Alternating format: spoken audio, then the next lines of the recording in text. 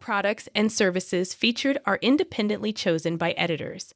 However, soaps.com may receive a commission on orders placed through its retail links, and the retailer may receive certain auditable data for accounting purposes.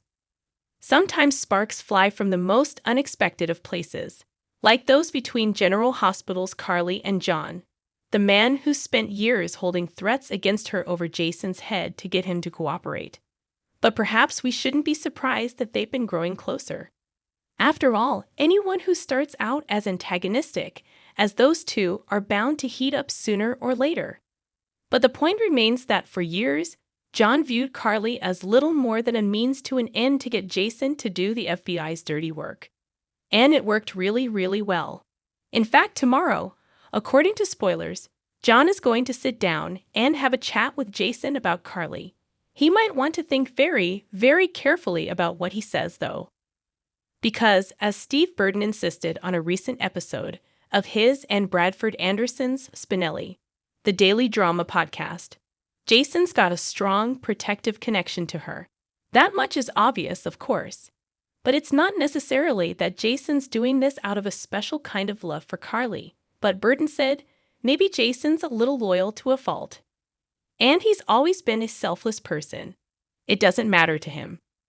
Still, the FBI backed him into a corner because they were playing on my emotional connection with Carly. To say that I wouldn't have done it for someone else, I don't think it's true. But going back to Carly, everybody knows that I would do this to Carly. So getting back to that talk John's going to have with Jason, he might not want to let on that the two are getting closer. Because when Anderson asked things would be complicated if John and Carly got close, Burton paused a beat before answering. Yeah, he finally said that would be very complicated, and I sure would say something. And then we might have to make Jagger disappear. Wait, what? Why didn't he just do that from the beginning then? No. Burton laughed. I'm kidding.